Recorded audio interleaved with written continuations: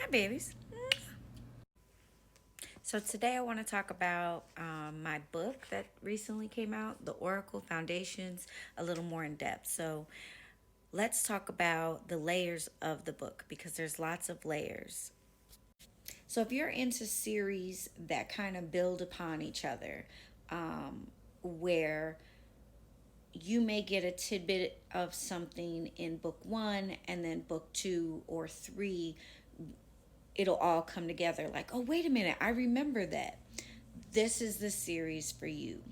If you have recently gone on your spiritual journey, reconnected with your ancestors, started doing shadow work, inner child work, but also ritual work, this is the book for you.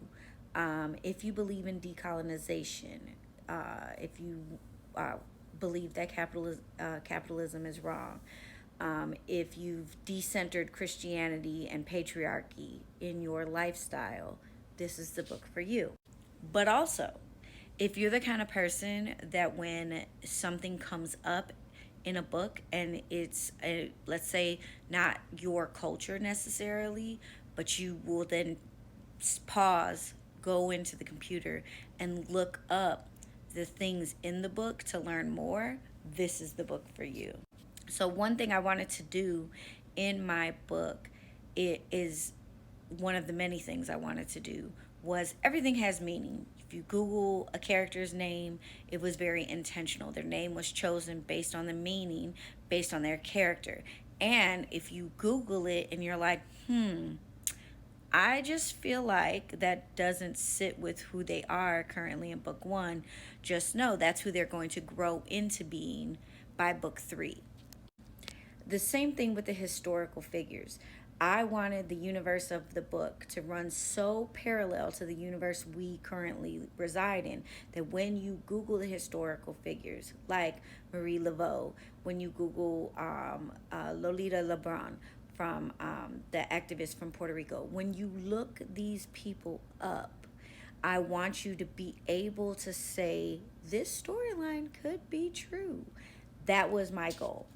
You know, the background of the book is that there is a sect of called the Brotherhood, and they are a Christian sect of men essentially that have for the ages been controlling governments, the world, and anytime a magical woman, so to speak, or somebody with magical abilities, spiritual abilities, healers, comes up on their radar, they find them and they murder them. So they're, think about like the Spanish Inquisition, in America you could think about like the Salem witch trials, all of those things, but it gives a spiritual like explanation to it. And it even goes as far as how my research went was like there is a disciple of Christ mentioned in my book. And if you were to Google that disciple, he is the only disciple where there is noting that he's in two separate parts of the world at the same time. And it doesn't make sense. But my book offers an explanation on why. I really wanted to, and this is more of me giving, instead of talking to you specifically about characters, which I'm also going to do, but I really wanted to give you the broad stroke of all of the intricate research and details that went into it. So, like, as a Puerto Rican, right, we have the semis from the natives, from the Tainos, but we also have the Orishas from our African roots, right? We have we have connections to the Maya people, and the trade routes and all of those things. There's a lot of intention. The Haitians, right? There's a lot of intention in the book that kind of rewrites what we've been taught through the white lens of, the Puerto Rican journey, of the American journey, of, the indigenous peoples of the Maya lands. And and what happens in Mexico, and all the different spirits and deities that they honored before Christianity came in, and how they all have been speaking to each other and kind of building a comeback for essentially, the Puerto Ricans, the Haitians, the African Americans, the Mexicans, all of us, right? Like all of them, and taking down essentially all of the systems, right? So one of the things I wanted to really do in this book is to highlight things, and places and people and spirituality. Like highlight the Black Panthers for their contributions with the Young Lords and all of the things, right? And really rewrite things like Lolita LeBron is not a terrorist. She's an activist, and she fought for her people. So there's enough information in the book, where it's going to keep you interested. I'm a meat and potatoes girl. So if you're the kind of person that wants to read a book and you want 18 pages of setting, I am all for that for you.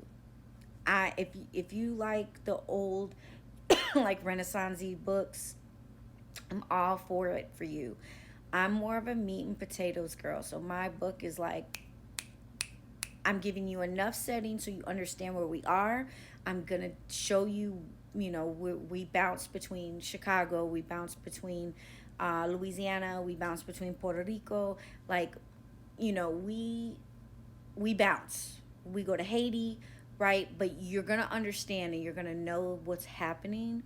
But it's more about the emotions of the characters, and it's more about the spiritual connection in the characters, and then the fight against the brotherhood, and it's told from my main character's kind of point of view mostly. Her name is Danira, and she's a time walker, so she will go back and forth in the times, kind of, and through meditation with the assistance of her ancestors, kind of showing her and guiding her, and it's up to her to like figure out why they're showing her this and why it's important, and what it's meant to like guide her to do, or guide her to heal, or guide her to fight. And she has to navigate all of those things. There's a heavy emphasis in my book on mother wounds, and how a lot of times we try to break mother wounds, like the generational curse of it, but oftentimes we just transmute it into a different kind of mother wound. So we'll end up having generations of ancestors and family members who have mother wounds, because we haven't quite mastered or figured out what it means to break a generational curse that's a mother wound, so to speak. So if this sounds like the kind of book you'd be interested in, let me know. The link is in the bio. Please support my book. I would love to converse with you. I do have a book club guide. So if you have a book club and you would like me to email you the guide, just send me a message. I'm down for the cause. I appreciate you and I love you all. Mwah.